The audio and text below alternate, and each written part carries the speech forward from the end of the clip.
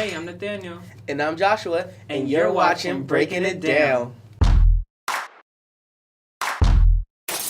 What $3.7 billion project will cover 1,172 miles, transfer 470,000 barrels of oil each day, and ignited a national outcry among environmental justice and the rights of indigenous people? If you guessed the Dakota Access Pipeline, you're correct. The Dakota Access Pipeline, also known as DAPL, is an underground pipeline transporting crude oil from North Dakota through South Dakota and Iowa to Illinois.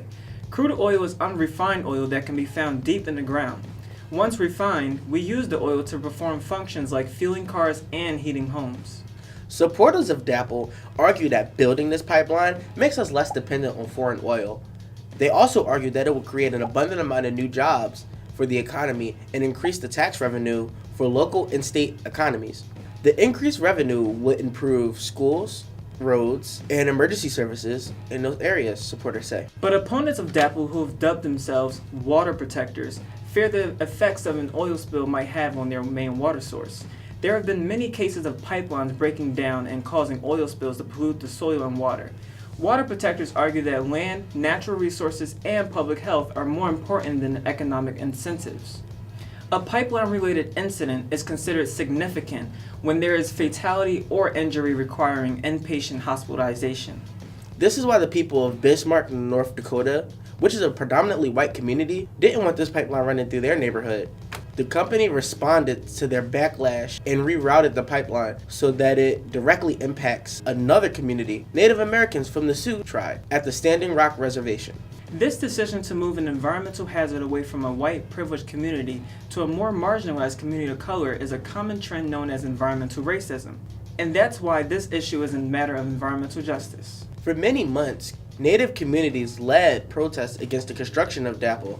The Standing Rock Sioux tribe in North Dakota has sued the company, Energy Transfer Partners, which has already damaged sacred burial grounds, according to the Sioux tribe leadership. Along with the Standing Rock Sioux, hundreds of other tribes and concerned Americans marched and camped out near the construction site in solidarity to block further construction. Peaceful demonstrators were arrested and many more were harassed by officers, attacked by dogs, mace, beaten with batons, and even shot with rubber bullets. It was reported that in the U.S., taxpayers spent $22.3 million in total for policing against protesters. The peaceful protesters saw a small victory in November 2016 when the Obama administration put a hold on the construction to look for more alternative routes.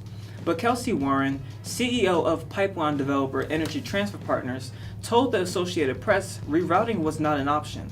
At this point, the Army Corps were called in to protect the protesters in pipeline from opposing forces. But on January 24th, 2017, the new Trump administration used an executive order to continue the construction of the Dakota Access Pipeline.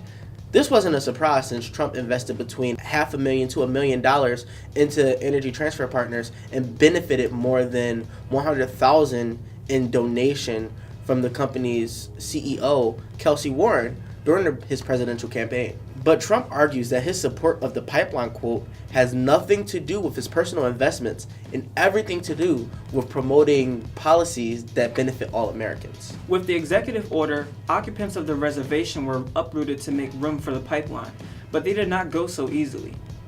Some water protectors were reported to set fire to the campgrounds before clearing out as a final act of protest on the soon-to-be DAPL land, which is expected to be finished in the spring of 2017.